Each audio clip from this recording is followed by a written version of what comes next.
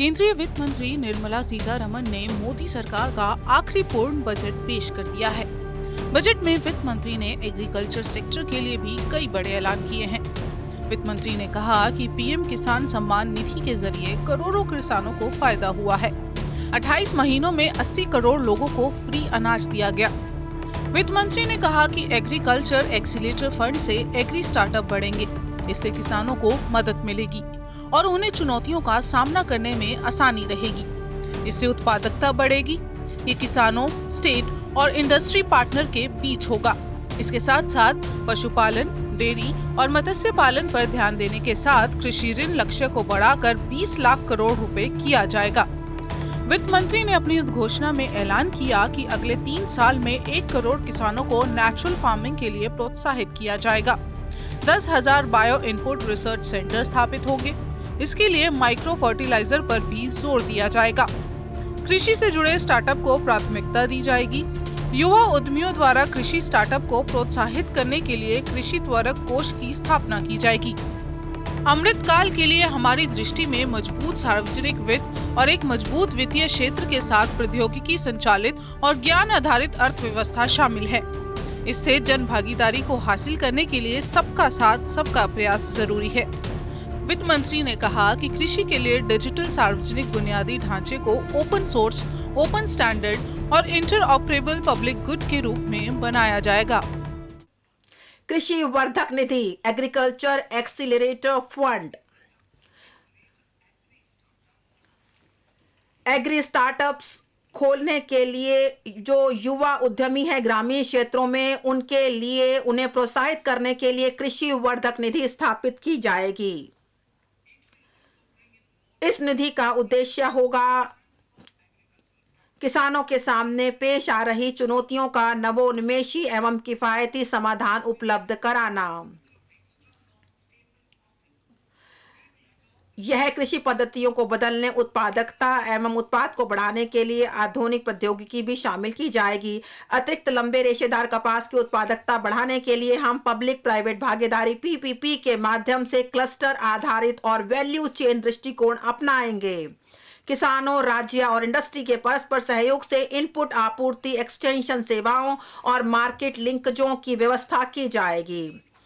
आत्मनिर्भर बागवानी स्वच्छ पौध कार्यक्रम, हम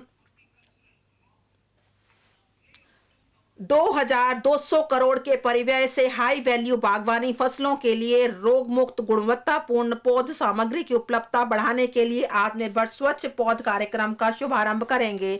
मिलेट के लिए वैश्विक केंद्र श्री अन्न।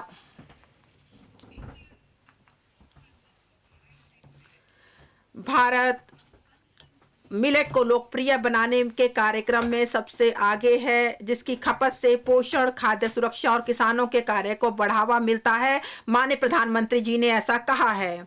हम दुनिया में श्री अन्न के सबसे बड़े उत्पादक और दूसरे सबसे बड़े निर्यातक हैं। चलिए अब आपको बताते हैं कि अपने संबोधन में वित्त मंत्री ने कृषि क्षेत्र को लेकर क्या खास बातें कही हैं। कृषि स्टार्टअप के लिए डिजिटल एक्सीलेटर फंड बनेगा, जिसे कृषि निधि का नाम दिया गया है। प्रधानमंत्री मत्स्य योजना के लिए 6,000 करोड़ की राशि आवंटित की गई है।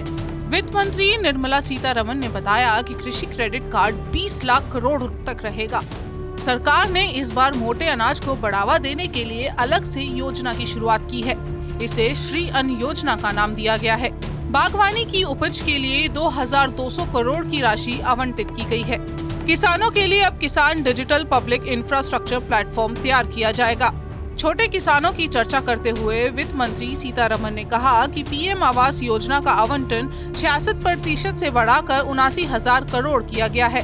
सहकारी समितियों, प्राथमिक मत्स्य समितियों और डेयरी सहकारी समितियों की स्थापना 2,516 करोड़ रुपए के निवेश से 63,000 प्राथमिक कृषि ऋण समितियों का कंप्यूटरीकरण किया जा रहा है। केंद्र सरकार ने मत्स्य संपदा की नई उपयोजना में 6,000 करोड़ के निवेश का फैसला लिया है।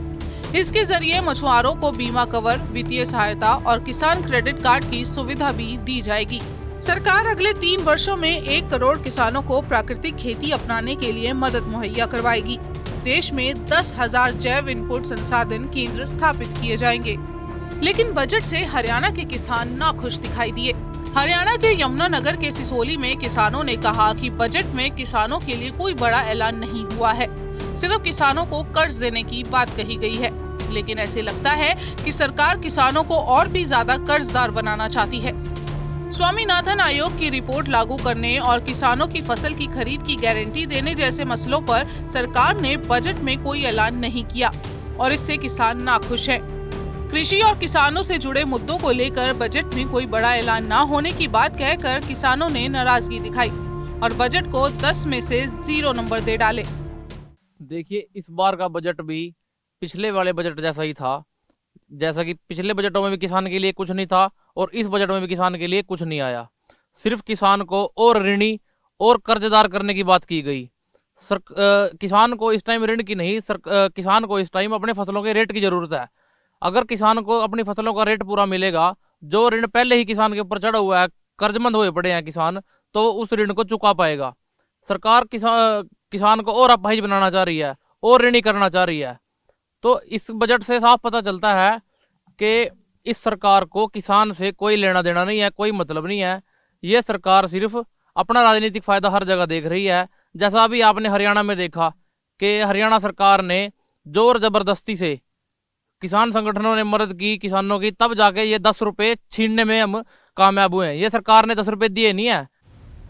बजट पर आपके सांसद संजय सिंह ने चुटकी ली और सरकार के बजट पर तंज कसते हुए कहा कि ना किसान, ना जवान, ना नौजवान, बजट में किसी के लिए नहीं कोई प्रावधान। नंबर देंगे? कोई नंबर देने लायक बजट नहीं। एक अच्छी बात है कोई बजट, इस बजट में जो सबसे बड़ी उम्मीद थी किसान को, जवान को, नौजवान को, वो निराश है। लेकिन मंत्री कह रहे हैं ऐतिहासिक बजट है।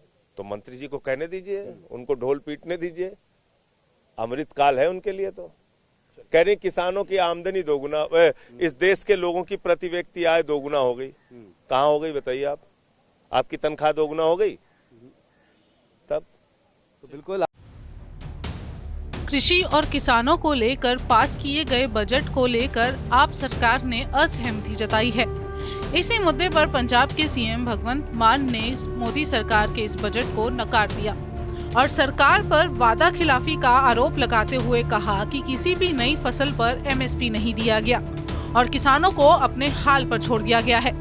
भगवंत मान ने कहा कि ये सिर्फ कागज में लिपटी हुई स्क्रिप्ट थी और किसानों से बदला लिया गया है, क्योंकि किसानों ने सरकार के खिलाफ आंदोलन किया था।